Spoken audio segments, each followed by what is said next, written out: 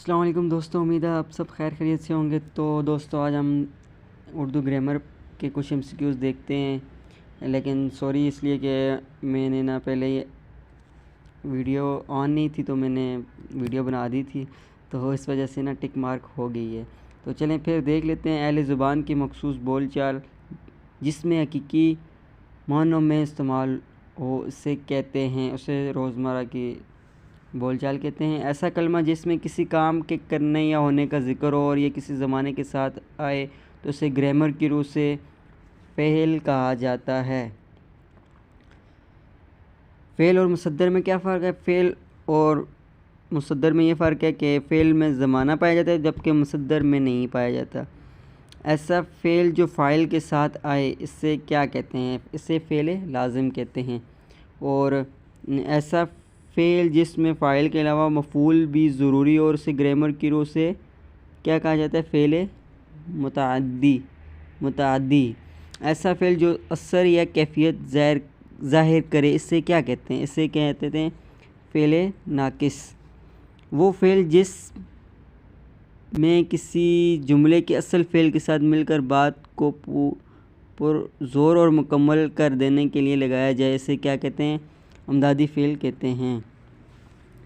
اور کسی لفظ میں واو سے پہلے حرف پر پیش ہو تو اسے واو کیا کہتے ہیں؟ اسے واو معروف کہتے ہیں۔ اور اگر کسی الفاظ میں واو سے پہلے حرف پر کوئی علامت نہ لگائی جائے تو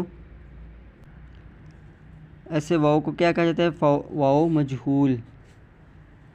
کسی حرف میں اگر یا سے پہلے حرف کے نیچے زیر کی علامت ہو اور اس یہ کی آواز نہایت واضح پڑھی جائے تو یہ کو کیا کہا جائے گا؟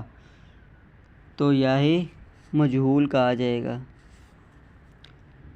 جب کسی واو دو اسموں کو ملائے تو اسے واو کو تنہا لکھا جاتا ہے، اسے ملا کر لکھنا غلط ہوتا ہے۔ جیسے خوش و خرم بتائیں کہ ایسے واو کو گرامر کی روح سے کیا کہا جاتا ہے؟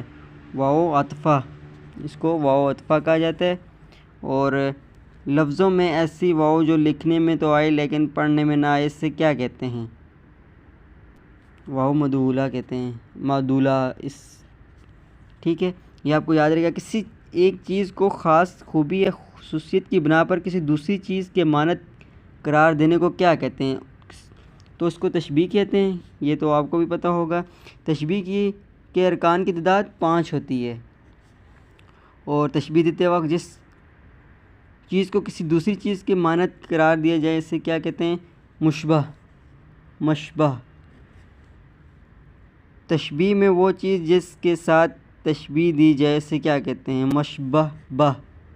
یہ با کا جو لفظ ہے، مشبہ اور مشبہ کو مجموعی طور پر کہا جاتا ہے۔ اس کو طرفین تشبیہ کہا جاتا ہے۔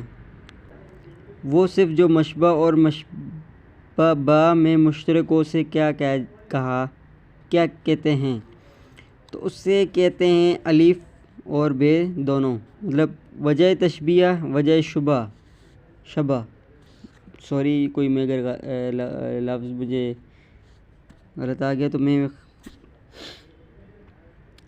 تو کوئی آپ کو لگے MCQs غلط ہے تو آپ مجھے کمنٹس باکس میں ضرور بتائیے گا۔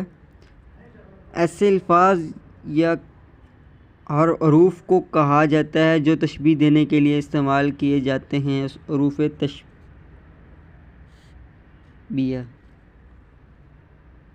جس مقصد کے لیے تشبیہ دی جائے اسے کیا کہتے ہیں؟